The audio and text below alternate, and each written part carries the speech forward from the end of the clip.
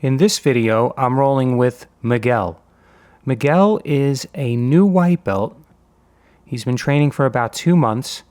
He has a bit of high school wrestling experience, but that was a long time ago, according to him. And he's a big, strong fellow. So this is our first time rolling, and I'm introducing myself. He knows it's being recorded. And I'm basically telling him not to worry, that I'm going to help him.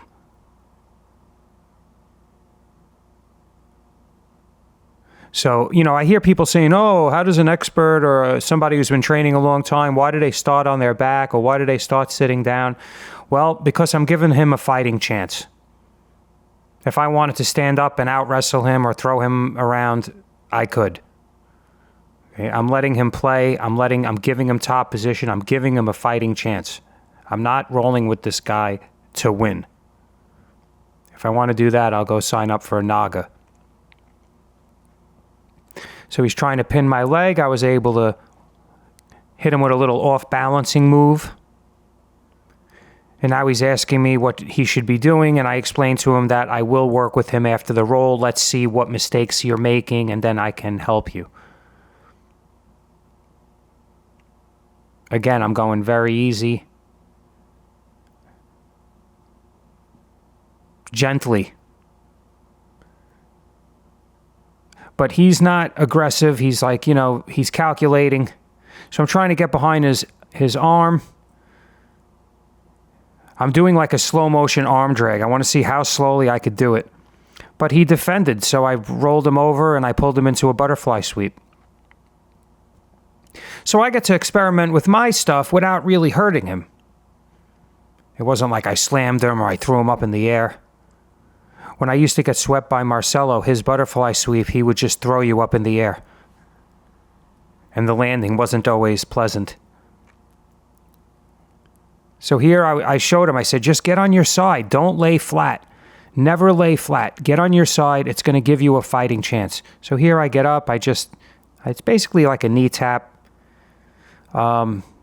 Yeah, and sometimes I wrestle off my knees. I don't know why there's so many complaints about that in the comments. Sometimes you're on your knees. It's jiu-jitsu. I know what they mean. Yeah, ideally you should either be playing a guard or passing on your, stand-up. But there are plenty of passes from the knees, and they're safer passes. So here he tried to get out. He swung right into me, and I was able to stop. And he said, wow, you're fast. And I said, I'm not fast. It's just good timing. It's good reaction timing. It's not like I'm moving at a lightning speed. Here I'm just riding his back. I'm pulling his wrist into his chest with my right hand. He was able to free it. I'm doing it again. And there he left his neck open. I'm just threatening the choke. I'm not really trying to take it. I'm just showing him it's there. I would take it if it was perfect, but it wasn't. So here I'm looking to roll him over. I'm kind of waiting him out, see which way he goes. He decided to go that way. I took that side. So I went for the arm, not the arm bar or the Kimura trap, and he just turned into me. He's got good movement for a guy of his size.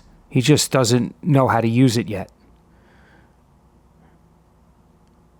Here I already told him, frame off of me, get on your side. I'm telling him at the moment. I would have left the sound on, but it's a Saturday open mat and my gym is playing music, and I would get a copyright violation. So here I'm showing him, make space with your arms, bring your knees back in. Have 4 frames. Don't lay flat on your back. Keep your knees and elbows connected. Here I'm showing him, make space, bring your legs in. He thought that was amazing. To him, it was like a magic trick. But it's actually very simple. And again, he's mentioning my speed, but I don't have to be fast to do that. It seems fast when you don't know what the guy's doing, when he already knows what he's doing.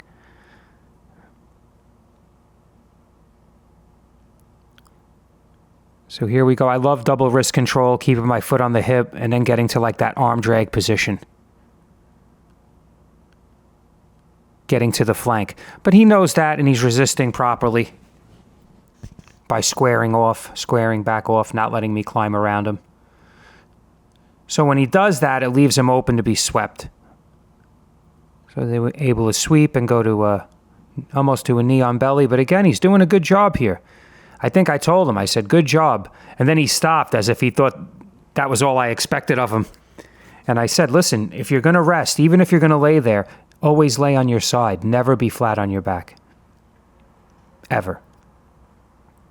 So here he's playing a knee, and a knee shield that he doesn't know he's playing a knee shield. He's too new. But I'm explaining knee and elbow separation. You want to keep your knees and your elbows together. So basically I'm stopping the roll at this point to explain to him this principle. His elbow should be on the inside of his knees, but I don't want to overload him with too much information right away. So I'm just trying to let him understand, get your knees between us. Get those big, thick legs in between us. And it'll make our roll more interesting. So here we go. I reset, basically.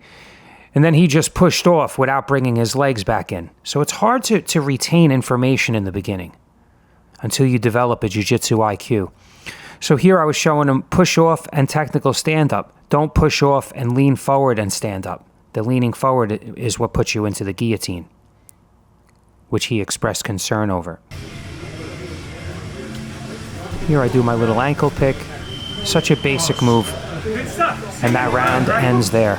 So Miguel went on. His wife is a blue belt at the school, and he went on to tell her how helpful this role was, and that meant a lot to me. And I look forward to working with him in the future. So thank you for watching, and please like and subscribe.